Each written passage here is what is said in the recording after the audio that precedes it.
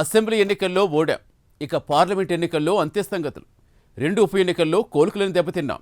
గ్రామ పంచాయతీ ఎన్నికల్లో కూడా అంతంత మాత్రమే. ఇక మున్సిపల్ ఎన్నికల్లో సత్తా చాటుదామని భావించిన నిరాశ మిగిలింది. ఇది ప్రస్తుతం బీఆర్ఎస్ కార్యకర్తల్లో జరుగుతున్న చర్చ. మరి వరుస ఓటములతో గులాబీ దళం ఏం కోరుకుంటుంది? ఇంతకు గులాబీ పార్టీలో ఏం చర్చ జరుగుతోంది?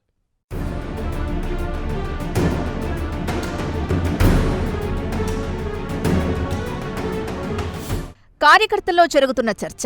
మరి వరుస ఓటములతో గులాబీ దళం ఏం కోరుకుంటోంది? ఇంతకు గులాబీ పార్టీలో ఏం చర్చ జరుగుతోంది? తెలంగాణలో ఎన్నికల ఫలితాలు బీఆర్ఎస్ పార్టీకి షాక్ ఇస్తున్నాయి. అసెంబ్లీ ఎన్నికల్లో ఓటమి తర్వాత జరిగిన లోక్సభ ఎన్నికల్లోనూ గులాబీ పార్టీ ఓడిపోయింది. ఇక లోక్సభలో ప్రాతినిధ్యం కోల్పోయింది. దీంతో ఆ తర్వాత జరిగిన సికింద్రాబాద్ కంటోన్మెంట్, జూబ్లీహిల్స్ ఉప ఎన్నికల్లోనూ బీఆర్ఎస్ పార్టీకి నిరాశ తప్పలేదు. పంచాయతీ ఎన్నికల్లోనూ సేమ్ సీన్ రిపీట్ అయింది. మున్సిపల్ రిజల్ట్స్ సైతం బీఆర్ఎస్ కు షాక్ ఇచ్చాయి. దీంతో క్యాడర్ ఒక్కసారిగా నిరాశకు గురైంది. దీంతో తమ అధినేత కేసీఆర్ ఫీల్డ్లోకి రావాలనే స్వరం బీఆర్ఎస్ లో మొదలైంది.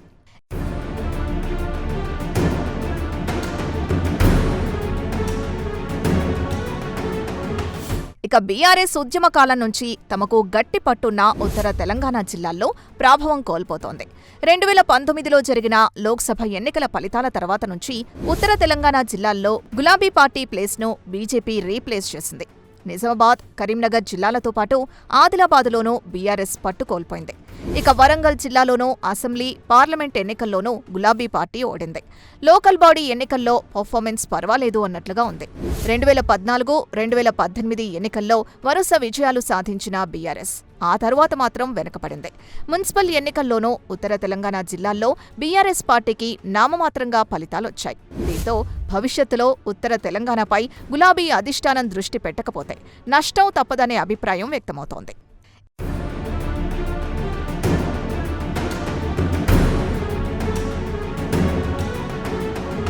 ఇక మున్సిపల్ ఎన్నికల్లో బీఆర్ఎస్ తరపున వర్కింగ్ ప్రెసిడెంట్ కేటీఆర్, మాజీ మంత్రి హరీష్ రావు మానిటరింగ్ చేశారు.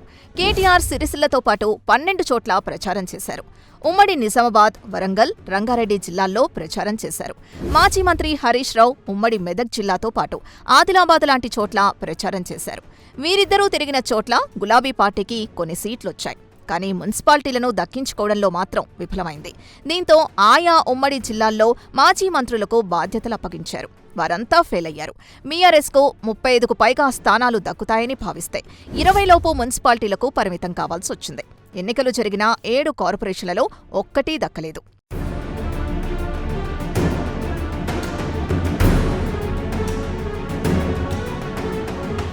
ఇకపోతే అసెంబ్లీ ఎన్నికల్లో ఓటమి తర్వాత బీఆర్ఎస్ అధినేత మాజీ సీఎం కేసీఆర్ ప్రజాక్షేత్రంలోకి రావడం లేదు. ప్రధాన ప్రతిపక్ష నేతగా ఉన్న అసెంబ్లీకి సైతం గులాబీ చీఫ్ రావడం లేదు. దీనిపై ప్రతిపక్షాల నుంచి విమర్శలు సైతం వస్తున్నాయి. అయినా తన ఫామ్ హౌస్కు పరిమితమై కేసీఆర్ అక్కడ్నుంచే గులాబీ నేతలకు దిశానిర్దేశం చేస్తున్నారు. 2024లో లోక్సభ ఎన్నికల్లో కేసీఆర్ ప్రచారం చేశారు. 2025లో వరంగల్లో జరిగిన బీఆర్ఎస్ రజతోత్సవ బహిరంగ సభలో కేసీఆర్ మాట్లాడారు. చివరిసారిగా గతేడాది చివరన తెలంగాణ భవన్లో జరిగిన బీఆర్ఎస్ ఎల్పీ పార్టీ రాష్ట్ర కార్యవర్గ విస్తృత స్థాయి సంయుక్త సమావేశానికి కేసీఆర్ హాజరై మాట్లాడారు. ఆ తర్వాత ఎక్కడా ప్రజాక్షేత్రంలోకి రాలేదు.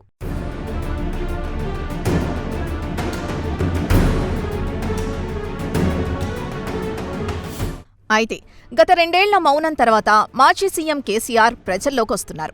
ఇక నుంచి పూర్తి స్థాయిలో ప్రజల మధ్యనే ఉండబోతున్నారు. వరుసగా తన గళాన్ని వినిపించడానికి భారీగానే వ్యూహాలు రెడీ చేస్తున్నారని అప్పట్లో ప్రచారం జరిగింది. కానీ ఇంతవరకు ఆయన ప్రజల్లోకొచ్చింది లేదు. ప్రజల పక్షాన గొంతెత్తి మాట్లాడింది లేదు.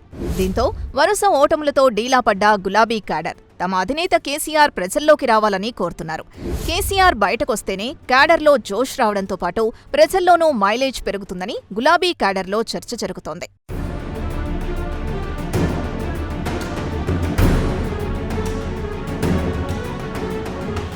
మొత్తానికి వరుస ఓటములతో గులాబీ క్యాడర్ కొంత డీలా పడినట్లు తెలుస్తోంది. సర్ యాక్టివ్ మోడ్లోకొస్తే బీఆర్ఎస్లో నూతనోత్సాహం వస్తోందని విశ్లేషకులు అభిప్రాయపడుతున్నారు. కేసీఆర్ రంగంలోకి దిగి కారు గేర్ మార్చాల్సిందేనని అంటున్నారు. లేకపోతే రానున్న రోజుల్లో తీవ్ర ఇబ్బందులెదుర్కొనే ఛాన్స్ ఉందని హెచ్చరిస్తున్నారు. మరి వరుస ఓటములతో అయినా గులాబీ బాస్ కేసీఆర్ ప్రజల్లోకొస్తారా? పార్టీని ఏ విధంగా బలోపేతం చేస్తారనేది చూడాలి.